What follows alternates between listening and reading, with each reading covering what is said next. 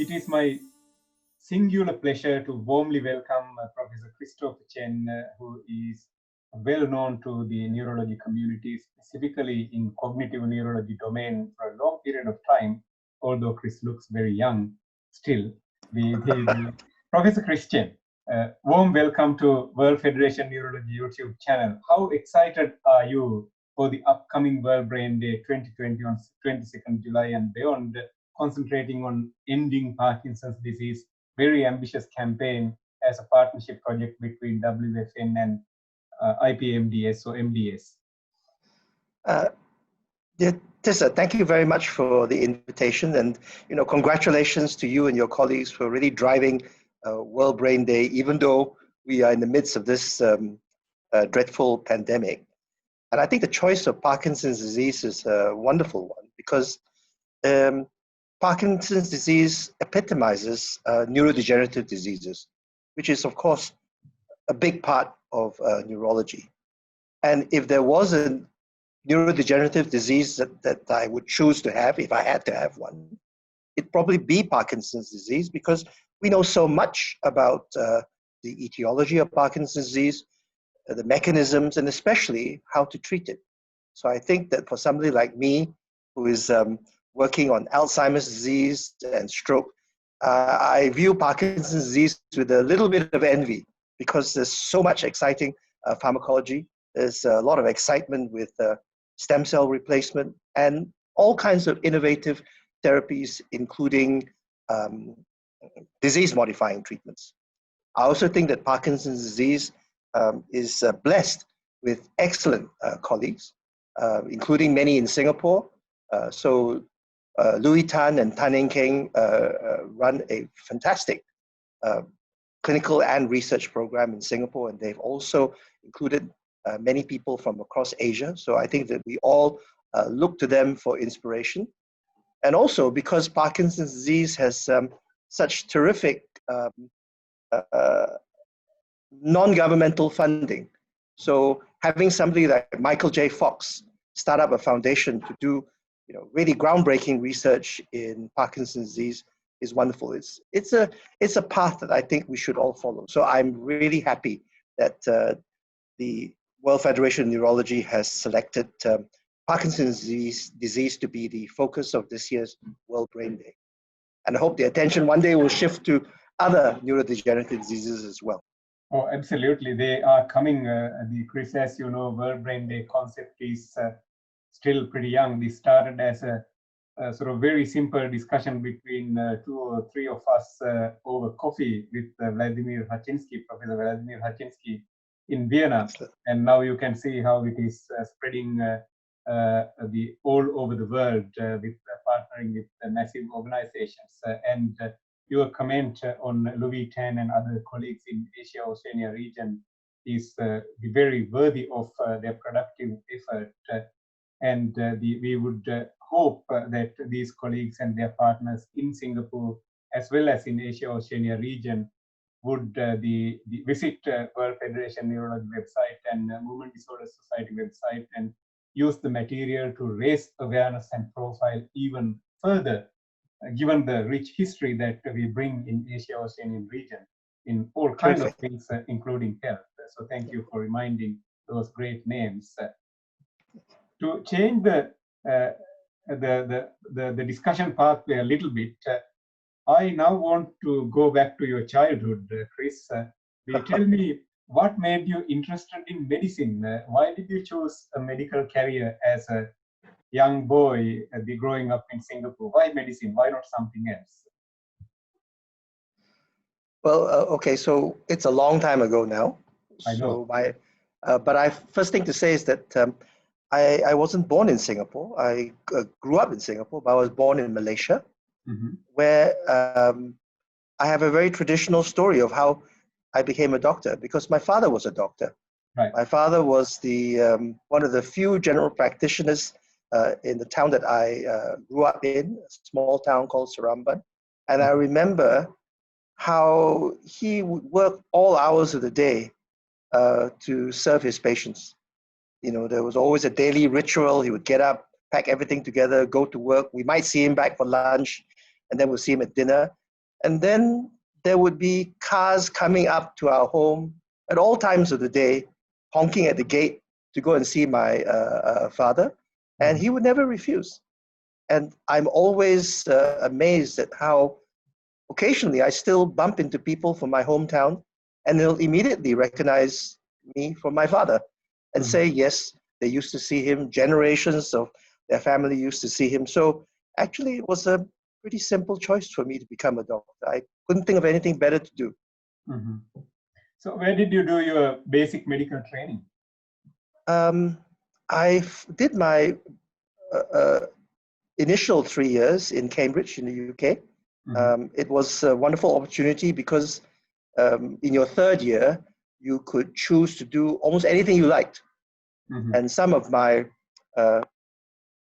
brighter and more talented colleagues went on to do things like English or drama, and they had other lives. But somebody boring like me decided to go and sort of do even more science. So I did a double major in psychology and physiology, which was the closest you could get to neuroscience at that time in Cambridge.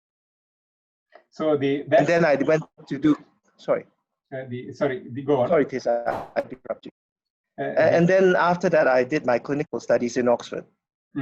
So is that, my question was going to be, is that the time when you were concentrating on physiology and psychology that you became interested in human mind and brain? So you were in third year at that time, basically. I guess it was even before that. I think I think all of us find our way into specialities through different paths. And I think that when I did my basic science courses, the system that most interested me was the brain. But I have to say that maybe even before that, because I took a year out before I went to clinical school, so to preclinical school.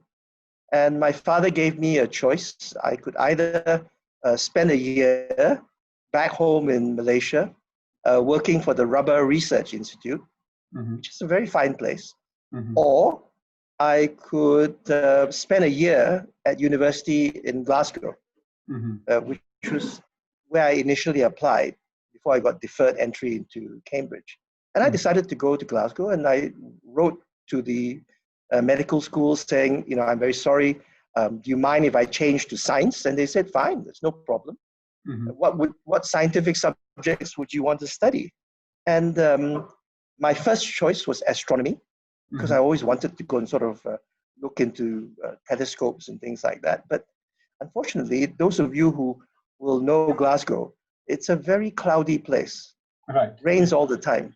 Yes, so they actually specialize in radio astronomy, which I found that I wasn't that interested in. So I also took philosophy and computing, which I think got me interested in the mind and the brain. So the rest is history. You went into neurology, neuropharmacology, and you became a big giant in cognitive neurology in the world with significant contributions regionally as well as globally. Did you face any challenges moving from one country to the other and then concentrating on studies, or they were all reasonably easy path for you once you get stuck to a particular interest? I think if you look back, everything seems not that difficult. But I think at the time, things were hard. So I think one of the reasons that I decided to move back to Singapore from the UK was that at that time, it was extremely difficult to get consultant jobs. And that you would spend much of your career as a senior registrar before some consultant job turned up somewhere. So many of my seniors told me that this was ghastly. You have to go and sort of look for something else. That I decided to explore whether it was a good idea to come back to work in Southeast Asia.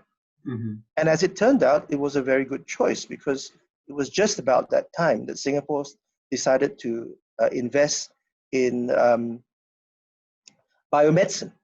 So to my great good fortune, I turned up at a time that a lot more emphasis was placed on developing biological sciences and medicine. And I'm glad to have been able to take advantage of those opportunities. Chris, Singapore had been very successful in biomedicine since then to now. You have one of the best universities in the world, one of the best neuroscience in the world, almost like the epitome of Southeast Asia when it comes to academic medicine. What's the secret? Is it the political wish, or is it the academic wish, or all of the above? I think it's a variety of things. Firstly, Singapore has been a center of education for many years. My medical school that I work in now, the Yong Lu Lin School of Medicine, was actually founded over 100 years ago. Mm-hmm. It was one of the first colonial medical schools to emerge, and it was the first and only medical school in Malaysia and Singapore for many, many years. And it's produced many excellent doctors, including the former and maybe future Prime Minister of Malaysia, Dr. Mahathir Mohamad, as well as my own father. So it's got a long tradition of clinical excellence. And I think that what made the difference with NUS was that the Singapore government took a very far-sighted view of how important academia was to the general well-being of the whole nation. So they actually did invest a lot of money, and therein lies, I suppose, the secret. You have a tradition, you invest in that tradition, and of course, we're also very open to the world. We don't only appoint people from within Singapore. I think we have a very international range of colleagues, and we're open to collaborations. I think those are the things that make for a good university. I think you hit the nail on the head with those words. In the middle of a very threatening pandemic, the new competition has to be collaboration, isn't it? Collaboration is the way forward for us to resolve some of the problems that we face. Yes. Changing our discussion path slightly different. Outside medicine, what would you like to do during your spare time? I know that you have hardly any spare time. What are your extracurricular activities over and above medicine and cognitive neurology and neuropharmacology? Well, nothing too exotic. I think the one thing I miss most now is being able to travel, to meet colleagues, to indulge in my other interests in architecture, as well as in the culinary traditions of the world. So fortunately, at least in Singapore, we have the world here. But I think that it would be really nice to see the rest of the world again. I agree. You're happily married with a couple of wonderful children. Do you like to share with our audience what are they up to these days? Some of them are at universities, I believe. Well, my eldest daughter is at a unusual university in that this university has already gone ahead of the curve in that they're all internet-based, but they're global in that the class travels through 6 different countries around the world during their course. So whilst it's fortunate that they can still conduct their courses, it's unfortunate that they're all stuck at the moment. So I think that just like every other parent who's got children overseas, you wonder, what's their future going to be like? So I'm a little concerned about her, but I'm sure she'll find a way. So for example, she was very disappointed that many of the internships that she had applied for this summer fell through because it was not possible to travel. But I was amazed to find that she's now involved in a internship where her colleagues are based in the US, and she's already doing telecommuting. Right. So it's a virtual sort of internship. I think it's a new way we're going to work. Mm, mm, I wish her very well in making this a success. My son, on the other hand, he finished high school, but he's now doing a national service in Singapore. This is a compulsory 18-month stint in the army. mhm, So he's reflecting on what he's going to do after he finishes his service.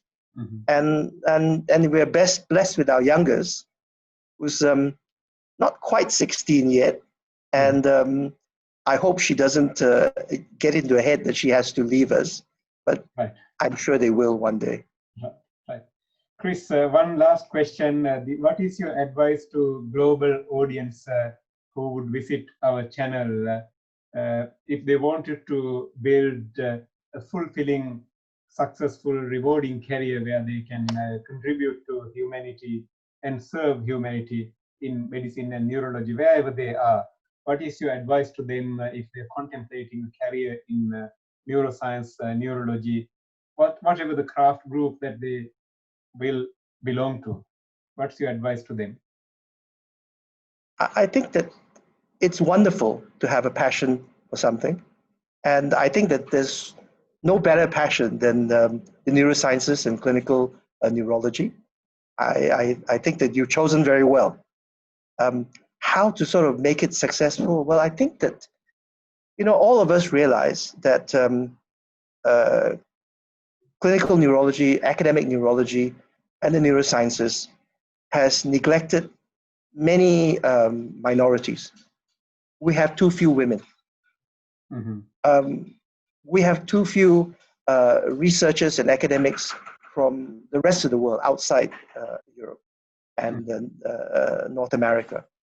And I think one of the things that we hope to do within the organizations that we work with and also in the journals that we represent is to try and address this imbalance. So I think, for example, Ralph Sacco has taken over as editor-in-chief of Stroke, and he's given us this wonderful target. Right now, we only have 23% of the editorial board as being women, and we're going to have to reach 50% by the time his first stint ends. I think that's a fantastic target, and I think we should have the same targets for other minorities. That's at least in journal.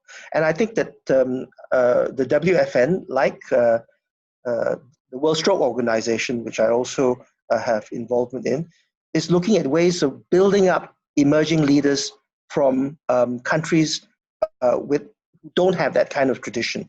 So the WSO has just started this Emerging Leaders program, where we're taking young leaders in stroke and trying to go and sort of give them courses and to build up networks to go and sort of take research forward.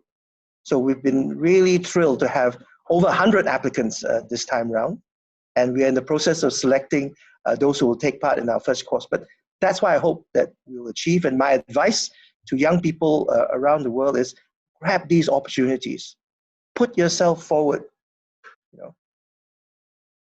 try and be involved, collaborate, and I think we can all do this together. I completely agree. And as I said to you before I came to this interview, but although I'm full-time working clinical neurologist in a very busy hospital in the middle of a pandemic, although I have two children who think that I'm their dad, and I have a wife who think that I'm her husband and I have to fulfill all the duties, which is You're an imposter. I'm ever so determined to make sure that we represent diversity, and we actually represent the globe, the world, Yes. including all parts of the world. Despite some of the hardships, I had some difficulties when I was interviewing certain countries with language, but still, I still regard those interviews as some of my best gifts to the World Federation of Neurology, because we represent that country, we represent that community, and diversity is a strength. It's not a risk or challenge. And the other thing is, you mentioned about Southeast Asia. When we read Confucius, the theory and thinking, or Buddhist literature, which are thousands of years old, you could see how much wisdom and how much cleverness hidden there in these regions. So we must give an opportunity to these upcoming young girls and boys both. And that's the only way that we can potentially solve some of the problems that we face. Absolutely. I couldn't agree more. And this pandemic is giving us a wonderful opportunity because virtually we can basically visit every corner in the world. Yes, I hear that. I mean, I was told by colleagues who at the European Neurology meeting said that they had over 40,000 people sign in and Absolutely. 7,000 from Brazil. They just couldn't believe it. Yes, because it is free. And this year, Movement Disorder Society Virtual Congress would be free. And knowing the capacity that the organization has and knowing the capacity of the teachers that they have, knowing the audiovisual material that they can put forward, I would expect a record-breaking attendance for that. Absolutely. So some good will come out of this pandemic. I think so. Yes. I think so. I think if some of the political leaders in the world, without naming them, if they thought that they would build divide and conquer world, the scientific community basically proven it's the other way around. We already have over 25,000 publications if you search COVID-19 in PubMed only, without doing a complete systematic search. That's within few months. You and me have not seen anything like this before.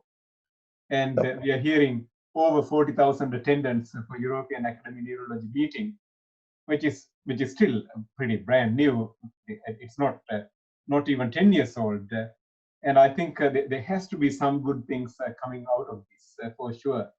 I think our job is encouraging young people to come on board, and we hope that the post-pandemic we would see even better world where the brain health is regarded as supreme wealth. Chris, thanks. Yes, let's build on it. A better, cleaner world, less air travel. Yes. Thank you very much for your time with us today. I know you have a very busy schedule. We'll come back and have a bit of a chat again, as it could be intellectually stimulating for our viewers in time to come. Take care, stay safe, and keep up the good work. Thank you. Such a pleasure to see you. Bye, Tissa. Likewise. Take care. All the best. Thank you.